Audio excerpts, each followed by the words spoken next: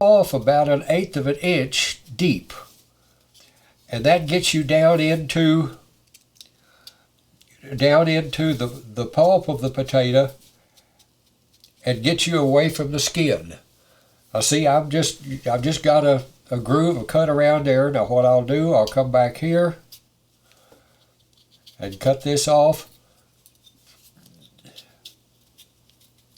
like so.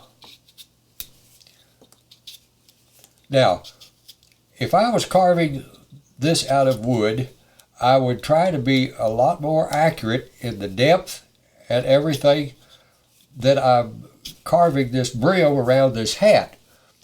But the thing about it, I don't know what it's going to be when I get through anyway. So, you see, all right, that's going to be the brim of his hat. All right, let's start taking off some skin. I'm not real particular, but I'm trying to get down roughly 1/8 of an inch or so, and that way it is down to the pulp. Because just to give you an example, see, you look at this. This right in here is a light color, and then the dark color. The dark color in there is the pulp that we want to be working with. This other, you can, but that is actually part of the skin. And it can be a little bit hard to get along with sometimes because it doesn't like to have the gouges push through it. And I will say too, as you go along on this, you can't start carving one of these, lay him down, and come back 3 or 4 hours later and say, oh, I'll go back and finish it.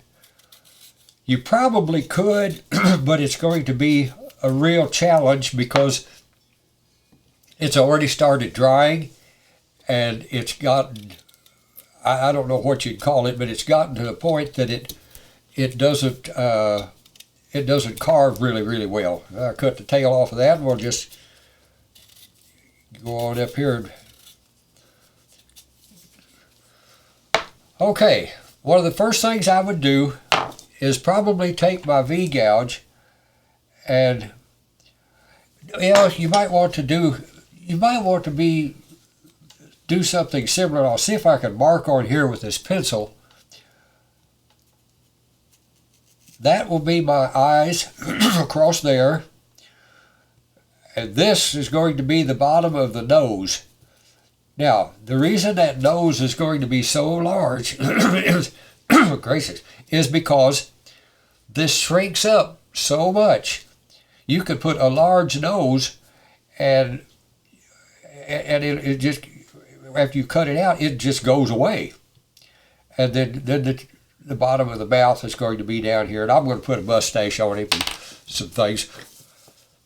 Okay, we'll get started here and get some idea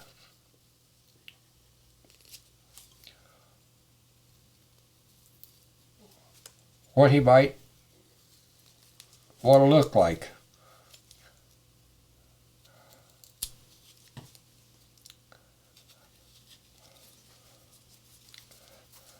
Actually, even carving these, where they're already looking funny when you get through carving them, is really kind of fun. And you know they're going to... All right, this is what I did around the eyes. What tool were you using to do that? I was using a V tool on that. So it's a V-shaped... It's a V-shaped tool. And... so it just scoops out, doesn't it? And it just scoops out, goes 2 ways, and it V's down into the bottom.